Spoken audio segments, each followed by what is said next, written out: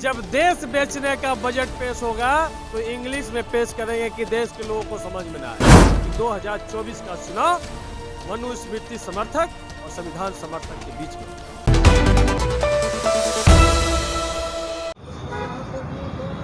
रामचरितमानस पे प्रोफेसर चंद्रशेखर के बयान पे विवाद शुरू हुआ और विवाद इतना बढ़ गया कि बीजेपी वालों ने ये कह दिया कि जो महागठबंधन के नेता हैं तेजस्वी प्रसाद यादव, प्रोफेसर चंद्रशेखर, नीतीश कुमार, ये लोग राम विरोधी हैं, हिंदू विरोधी हैं और भी क्या कुछ कह दिए।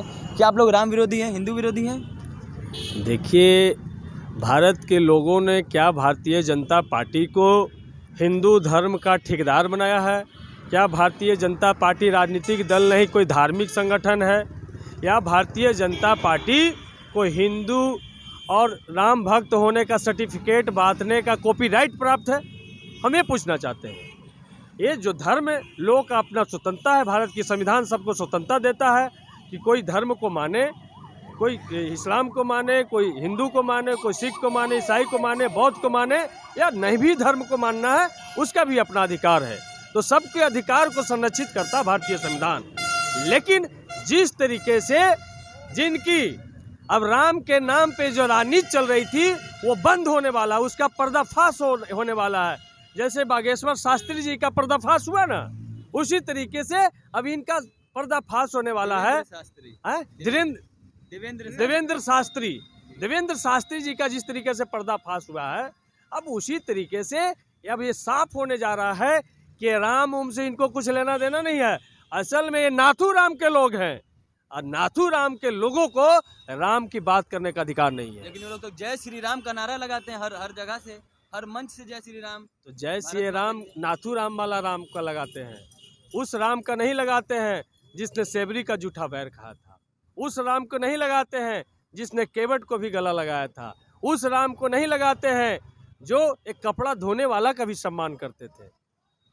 एक तरफ मोदी जी मुसलमानों से जुड़ने की बात करते हैं, मुस्लिम लोगों से जुड़ने की बात करते हैं, वहीं योगी आदित्यनाथ भरे मंच से बोलते हैं हिंदू राष्ट्र बनाने की बात करते हैं। वो देखिए, एक तो संवैधानिक पद पे बैठ करके इस तरीके का बात बोलने का अधिकार नहीं है उनको, क्योंकि वो संविधान के वजह से मुख्यमंत्री हैं, कोई धर्म के वजह से मुख्यमंत्री नहीं है।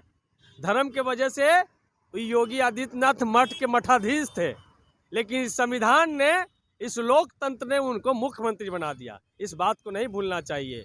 और ये जो मठ में बैठने वाले लोग ये राम का नाम इस्तेमाल कर करके, राम का राजनीतिक इस्तेमाल करके आज गद्दी पे बैठ गए हैं और देश में जो असल में राम के मानने वाले लोग हैं उनके तमाम हक अधिकार को काट रहे हैं, छाट रहे हैं, उनके आरक्षण को ख़त्म कर रहे हैं, उनके शिक्षा के अधिकार को ख़त्म कर रहे हैं। अब ये तमाम लोग ये जान चुके हैं। इसलिए अब आने वाला दिन में जो 2024 का चुनाव है, ये जो नाथू राम वाले जो लोग हैं उनका राजनीतिक रूप से राम नाम सत्य होना तय है।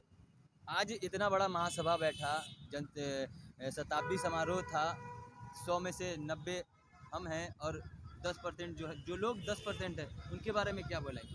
इसी जो 10% वाले लोग हैं कोई जाति विशेष के लोग नहीं हैं।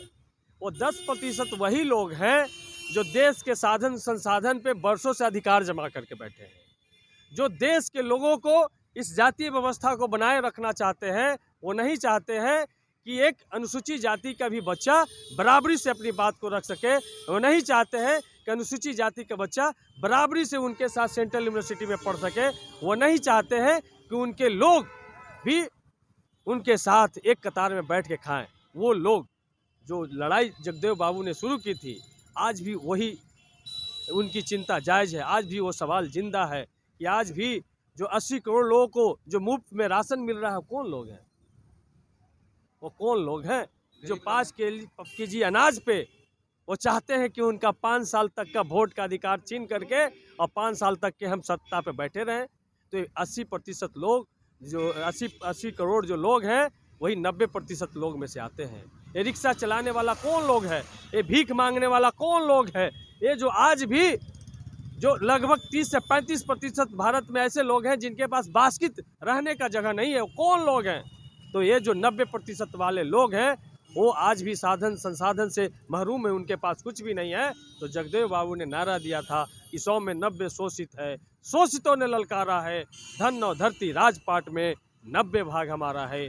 10 का शासन 90 पर नहीं चलेगा, नहीं चलेगा। अब उसकी लड़ाई तेज हो गई है और 2024 का चुनाव आपको स्पष्ट रूप से हम बताना चाहते हैं कि 2024 का चुनाव मनुस्मृति समर्थक और संविधान समर्थक के बीच में होगा।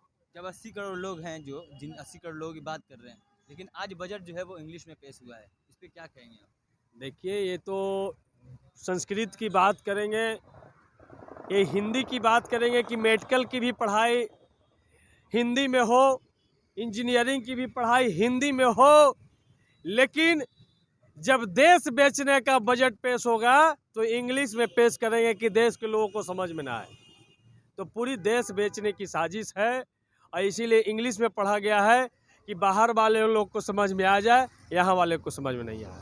तो ये हमारे साथ आरजेडी विधायक सतीश दास थे, जिनका साफ तौर पे कहना है जो बजट पेश हुआ है वो इंग्लिश में हुआ है और जो लोग इंजीनियरिंग की बात करते हैं, डॉक्टर की बात करते हैं, हर पढ़ाई की बात करते हैं वो हिंदी में होनी चाहिए, लेकिन जब बजट पेश होता है वो इंग्लिश में पेश होता है, इसलिए क्योंकि देश को बेचने का कहीं ना कहीं प्रयास है। और भी क्या कुछ कह रहे थे सतीश दास, आपने सुना। ऐसी ही तमाम अपडेट्स खबरों के लिए जुड़े रहे हमारे चैनल इनसाइड के साथ। तब तक के लिए धन्यवाद।